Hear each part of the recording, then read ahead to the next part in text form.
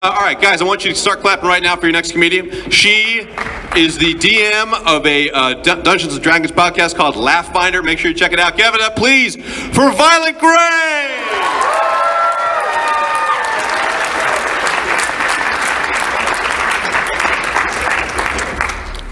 Hey, what's up? How's everybody doing? My name is Violet Gray, and I'm what you call transgender. Give it up for me.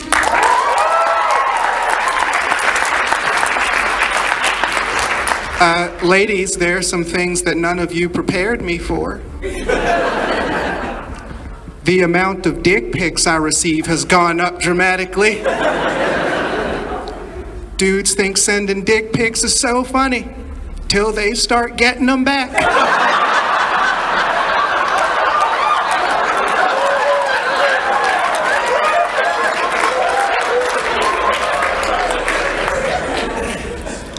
I also find that I get catcalled a lot more because Baltimore as a city just needs better vision care. And I was walking down the street in Pratt Street one time, and there was this guy loading some stuff onto a truck. And as I walked by, he was like, "Damn, shorty, I want to spread your legs like pages and read between the lines with my tongue like a novel." So I'm dating now, and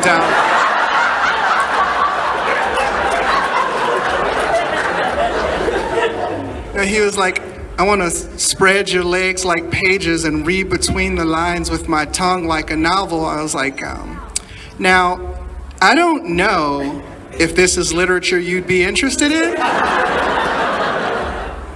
Not really a novel so much as a pop-up book.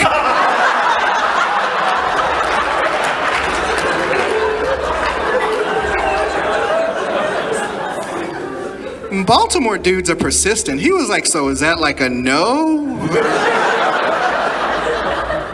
So I'm dating now.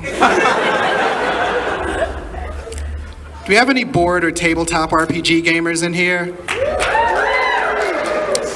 I'm just wondering, do any of you have a person in your gaming group whose turn takes longer than everybody else's turn combined?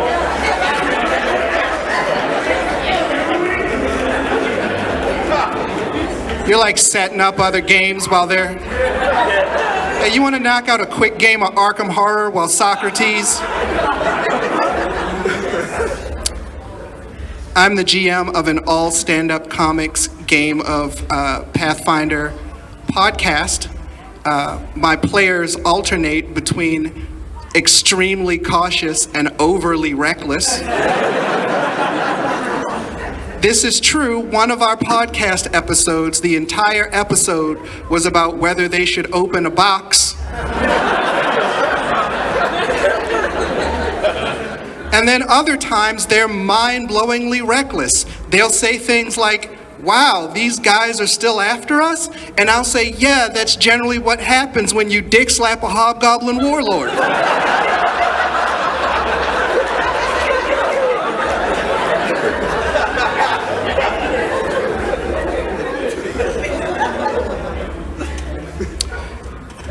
So, being the only Black Dungeons & Dragons player in Northwest Baltimore, it was a daunting task at best to get a campaign started. My area skews very religious, and I would have old church ladies. They'd be like, "Come here, baby. You know that Dungeons & Dragons stuff is just the devil trying to take your soul." And I was like, "Really? That's Satan's big plan for my soul? Dungeons & Dragons, he couldn't corrupt me with money and power like everybody else?" Could you imagine Satan's working late on Friday? I don't know, like maybe he's covering Mitch McConnell's shift or something. And like, he's tempting people and he's like, "You, ma'am, with the black dress, give me your soul and I will give you riches beyond your wildest dreams." Or, "You, sir, in the red and black armor, I see the lust in your heart. Give me your soul and I will give you the means to fulfill all your carnal desires." And then he gets to me and he's like, you, yes you, the grown-ass adult in the Sailor Moon t-shirt. Give me your soul and I'll give you this book full of complex mathematical equations and pictures of swords. He's like, does it promise me money or sex? And he's like, no, it'll guarantee you have less of both.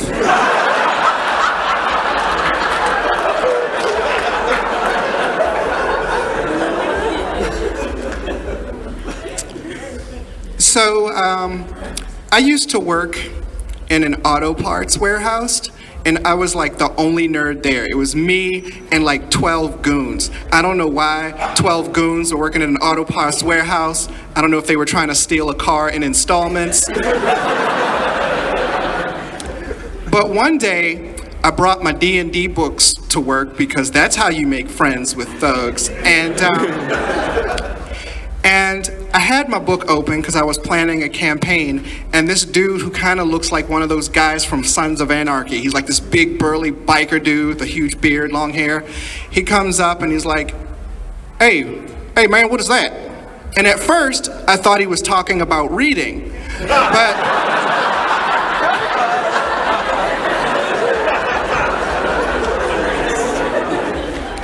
but he was like, no, what is in the books? And so I started explaining D&D to him, and I started getting a crowd of thugs as I was explaining. I was like, first, you take these dice, and when I said dice, I had them, right? Turns out they were dice enthusiasts, mostly D6s on the corner.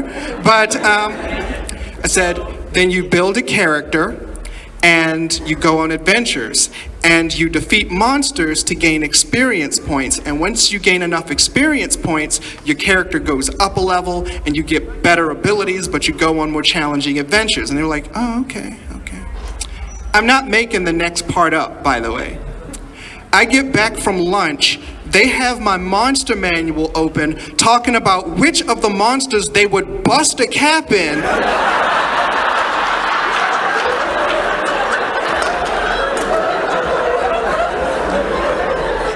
to get the easy experience points. And the one guy was like, yo, what is that, a ogre? Yeah, I'll pop the shit out of that. To which his homeboy said, nigga, read the page, it's immune to non-magical weapons, bitch.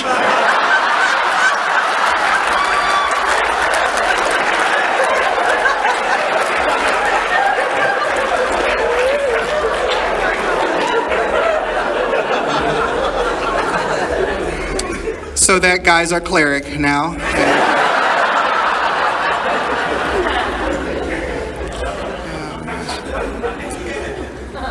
I think I'll end on a science joke. I've been trying to lose weight to be more cognizant of what goes into my body. I'm trying to work on my problem areas, which is mainly just like all of it. And here's something that none of you wanted to know. If you've ever had artificial raspberry or vanilla flavoring, the active ingredient in that is called castoreum, and that can be harvested from the rectal secretions of a beaver's anal glands. Now, like you, I have questions. One, how'd the guy find that out? What was he doing when he made that discovery?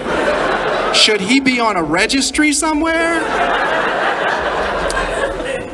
And my second question is, from an evolutionary standpoint, how are beavers not extinct? Like, how does a species survive with no natural defenses and an ass that tastes like dessert?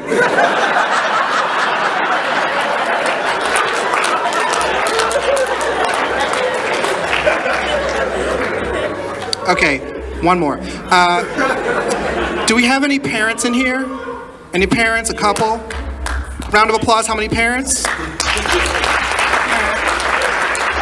Okay, so I'm different from most parents in that I don't have any kids, and I'm afraid to have kids because I think I might be a little too nerdy. I think I'd be too geeky. I'd be like policing their shitty choices in fiction and fandom rather than the stuff I should be parenting about. Like, my daughter would get home and I have her copy of Twilight and just like, so, found this under your crack pipe.